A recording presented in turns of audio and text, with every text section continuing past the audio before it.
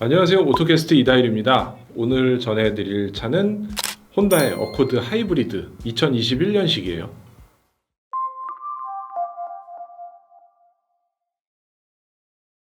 이 어코드 하이브리드는 전통적으로 미국 시장에서 대표적인 중형 세단이죠. 사실 하이브리드가 대표적이라기보다는 가솔린 세단이 대표적이었고요. 나중에 하이브리드가 추가되면서 어코드의 종류가 늘어나게 된 거죠. 그런데 미국 시장에서 엄청난 추격자가 있는데 바로 현대자동차의 소나타예요. 판매량 자료를 제가 정리를 해봤는데 미국의 국카 배드카라는 줄여서 GCBC라는 웹사이트가 있는데 여기에 보면은 미국의 판매량을 볼 수 있습니다. 2005년부터 2021년 2월까지 집계가 되어 있는데요. 이 기간 동안 혼다의 어코드는 525만 대가 팔렸습니다. 베스트셀러예요. 그런데 현대의 소나타를 비교해 보자면은 약 256만 대, 굉장히 빠른 추격자입니다. 초창기인 2005년에는 소나타가 어코드의 3분의 1 정도밖에 안 됐거든요. 근데 2020년 기준으로 보면은 19만 9천 대 하고 7만 6천 대. 그러니까 3분의 1보다 격차를 계속 줄이고 있어요. 두 배보단 좀 많고요. 어코드 하이브리드 얘기를 하기 전에 이 말씀을 드리는 이유는 이 혼다 어코드 하이브리드를 왜 이렇게 만들었는지 그리고 이렇게 팔았는지 이해를 하기 쉽게 설명해 드리기 위해서예요. 어코드랑 소나타는 모두 다 미국 시장을 겨냥한 자동차라고 볼 수 있습니다. 최대 판매 시장이 미국이 정말 많이 팔려요. 국내에서 판매하는 것도 꽤 많긴 한데 이렇게까지는 아니잖아요. 그래서 미국 시장을 공략하면서 반드시 해야 되는 것들이 현대로서는 혼다 어코드를 잡아야 되는 거였죠. 어코드보다 조금이라도 더 좋게 만들려고 노력을 했을 거예요. 혼다의 어코드 입장에서는 이런 추격자들을 물리치기 위해서 때마다 아쉬운 거 없이 뭘 해도 조금씩 더 개선을 해야 되는 거죠. 그러면서 지금 제가 시승한 모델 10세대의 페이스리프트 이 차가 나오게 됩니다. 이 차는 하이브리드죠. 전기 모터와 엔진이 함께 들어가는 방식이에요. 이런 방식을 현대자동차의 소나타도 채택을 하고 있고요. 현대차의 그랜저도 갖고 있죠. 제원을 살펴보면은 시스템 총합이 215마력이고요. 현대 소나타가 한 190마력대 정도 되거든요. 근데 이 어코드는 좀 이상한 게 엔진이 145마력이고요. 모터가 184마력이에요. 근데 합쳐서는 215마력이 되죠. 이거를 관계자들한테, 혼다 관계자한테 물어봤더니 합산 출력이라는 계산하는 방식이 아직 전 세계 표준화가 되지 않았다고 해요. 이 부분에 대해서는 저희가 좀 더 취재를 해볼 텐데요. 어쨌거나 이 출력을 고민할 때는 하이브리드에서는 합산 출력을 기준으로 삼으면 될 것 같아요. 모터가 뭐 소나타보다 3배 이상 강하니까 정말 모터가 3배 강하구나 라고 생각하기보다는 그냥 이 차의 전반적인 힘이 소나타랑 비슷하거나 조금 더 높은 수준이라고 생각하면 될 것 같아요. 시승차는 4,570만원의 단일 트림이고요. 기존에는 페이스리프트 하기 전에 총 10가지 색상 외장색을 가지고 있었는데 6가지로 색상을 줄였어요. 그리고 실내는 블랙 컬러의 단일 컬러로 가져왔죠. 이 뜻은 우리나라 시장에서 이 차가 많이 안 팔렸기 때문에 이번에 다른 곳에 집중을 하고 컬러를 여러 개 가져가면서 가져올 수 있는 부담을 줄였다는 얘기로 해석을 하면 될 것 같아요. 일단 페이스리프트를 살펴보는데 별로 달라진 게 없어요. 전면에서 보면은 안개등 모양이 점점점점 있던 이 LED를 박은 모양이어서 동그랗게 바뀌었어요. 아주 밑에 범퍼의 밑부분만 조금만 바꾼 거예요. 어느 정도 보면은 그냥 연식 변경 정도가 아닐까라고 생각할 정도로 아주 조금 겉모습은 바뀌었어요. 그리고 다른데 옆모습이나 뒷모습도 잘 모르겠는데 우리나라에 들여오면서 옵션을 17인치에서 19인치 타이어로 좀 크게 휠을 가져갔습니다. 실내 공간은 이 차를 타면서 그냥 굉장히 무난하다고 생각이 됐는데요. 앞좌석을 제가 운전하는 길이 정도에 맞춘 다음에 뒷좌석에 앉아봤어요. 앞에 무릎 공간은 주먹 2개 정도가 충분히 들어가게 되고요. 머리 공간은 손바닥이 좀 들어가는 정도로 그렇게 여유 있진 않지만 머리 공간도 꽤 괜찮은 편이에요.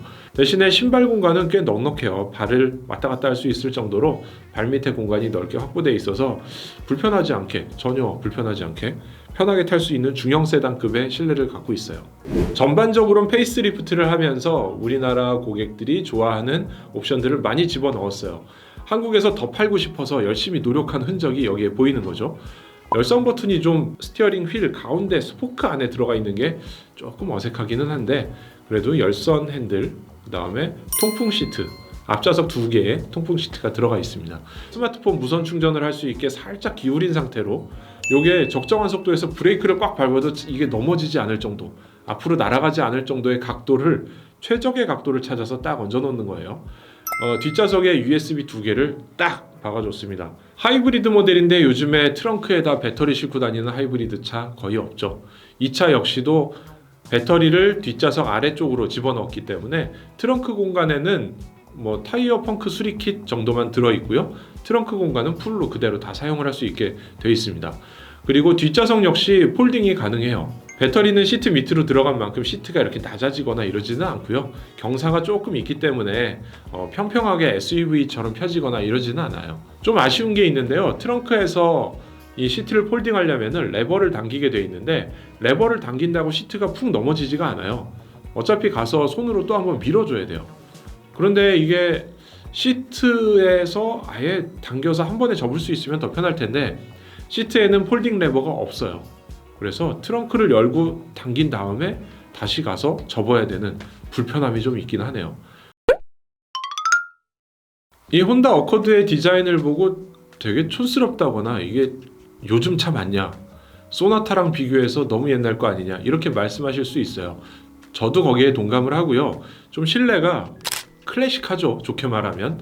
근데 옛날 차 느낌인데 의외로 이 차에 반전의 기술들이 좀 들어 있습니다.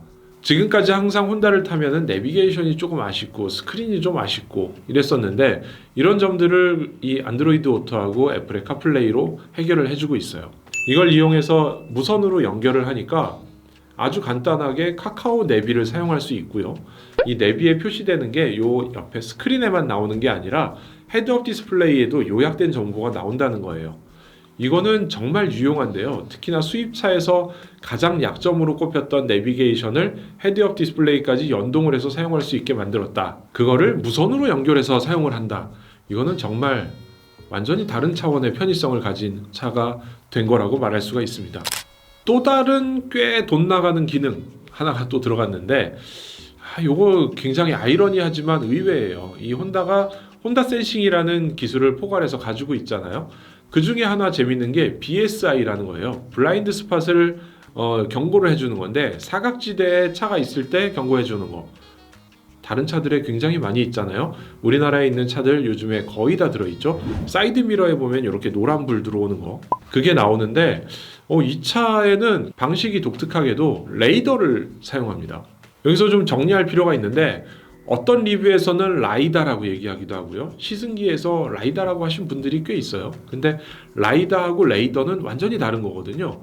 라이다는 자율주행을 할 때 이렇게 스캔을 해가지고 3D로 걔를 구현을 할 수가 있어요. 그래서 이 공간이 어떻게 생겼는지 구현하는 기술, 요즘에 아이폰에 들어갔다고 해서 깜짝 놀라는 그 기술, 라이다라는 거고요. 이 레이더는 전파를 쏴서 전파가 튕겨오는 거를 감지를 해서 뭐가 있구나 없구나 감지하는 그런 기술이죠. 이거를 음파를 쏘면은 초음파 센서가 되는 거고요. 초음파 센서는 우리가 후진할 때 보면은 띡띡띡띡 나오는 거 있잖아요. 그게 바로 초음파 센서인데요. 얘의 단점은 이물질이 묻었다거나 비가 오는 경우라거나 뭔가가 상황이 안 맞으면은 에러가 나요. 그런데 이 레이더는 그거보다는 굉장히 정확하기 때문에, 그리고 밖으로 뭔가 돌출되는 부분을 찾기가 힘들거든요. 그러니까 좀 더 깔끔하고 정확도가 높고 이런 기술로 레이더를 이용해서 이 사각지대를 확인해주는 BSI라는 기능을 탑재하고 있어요. 라이다 아니고 레이더예요. 이 차는 주행 느낌은 사실 깜짝 놀랄 정도였어요. 전자식 서스펜션이 들어가 있긴 하거든요. 요 효과 때문인지는 몰라도 내부 순환도로하고 자유로를 달려봤는데 다른 차들에 비해서 굉장히 안정적인 승차감을 주고 있어요. 이 떨림이나 잔진동 같은 걸 굉장히 잘 잡아주는 걸로 생각이 되고요. 결국에는 이게 두꺼운 스티어링 휠하고 합쳐져서 든든해 보이고 편안해 보이는 그런 느낌을 만들어내고 있었어요.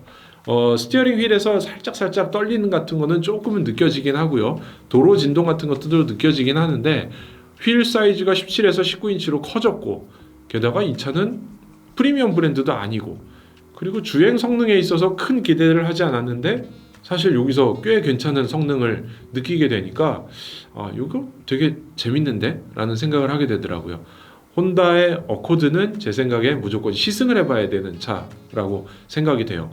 그리고 평소에 출퇴근하던 길이라던가 자주 다니던 길에 그 충격이나 마찰 그런 것들을 좀 기억하고 있는 상황에서 그 길을 똑같이 달려보시면은 이 차 의외인데? 라는 생각이 드실 수도 있어요. 소나타 그랜저? 이거 못지 않은데? 라는 생각이 들었어요.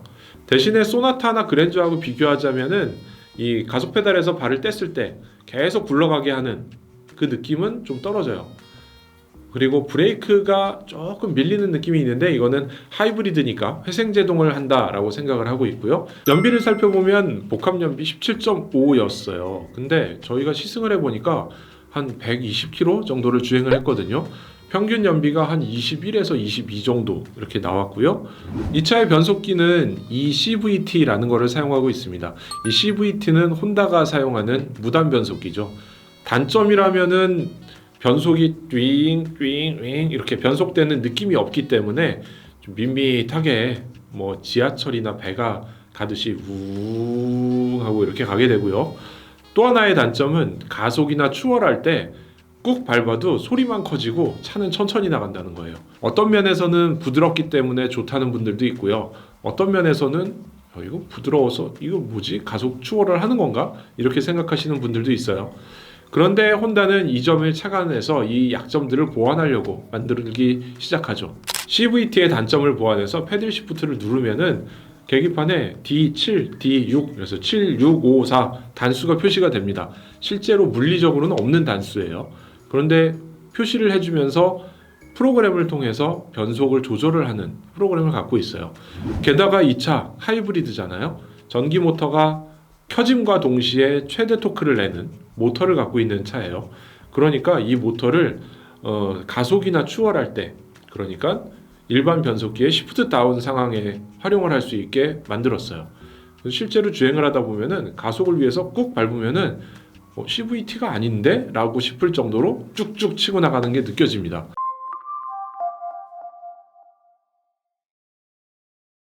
단 하나 아쉬운 게 있는데요. 이 차의 가격입니다. 초반에 말씀드렸는데 4,500만 원이에요.